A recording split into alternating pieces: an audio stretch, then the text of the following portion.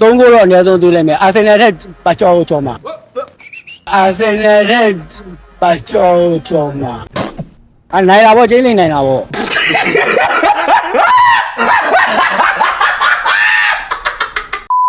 ဒီနှစ်ကတော့မန်ယူပရီးမီးယားလိဂ်ယူမှာဒီနှစ်ကတော့မန်ယူပရီးမီးယားလိဂ်ယူမှာ ယာဒီစတာကွာမင်းစချင်းတန်းရှုံးတာ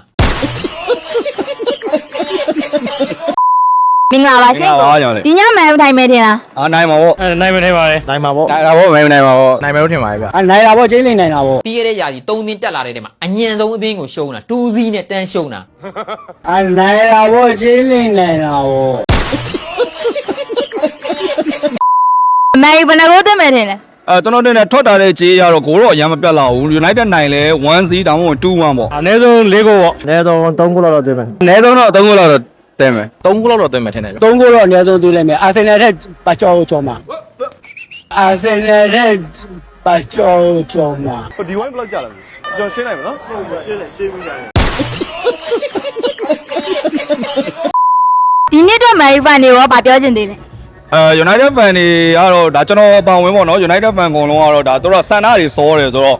စန္ဒတွေရမ်းမစောကြပါနဲ့လို့တဖြည်းဖြည်းနဲ့United သူရှိသင့်ရှိတိုက်တဲ့အဆင့်အတန်းကိုပြန်ရောက်လာမှာပါ နိုင်ကန်တွေအားလုံးကတော့ကိုယ်အသိမဲ့ကိုအားပေးရမှာပေါ့ဟုတ်တယ်မလားဘယ်အချိန်ဘယ်လိုပဲဖြစ်ဖြစ်ကိုယ်အသိကိုပဲကိုအားပေးမှာပဲရှုံးလဲအားပေးမှာနိုင်လဲအားပေးမှာ ဒီနှစ်ကတော့မန်ယူပရီးမီးယားလိဂ်ယူမှာ ဒီနေ့မန်ယူပရီးမီးယားလိဂ်ဖလားယူမယ်လို့ပြောချင်ပါတယ် ယာဒီစတာကွာမင်းချင်းတန်းရှုံးတာ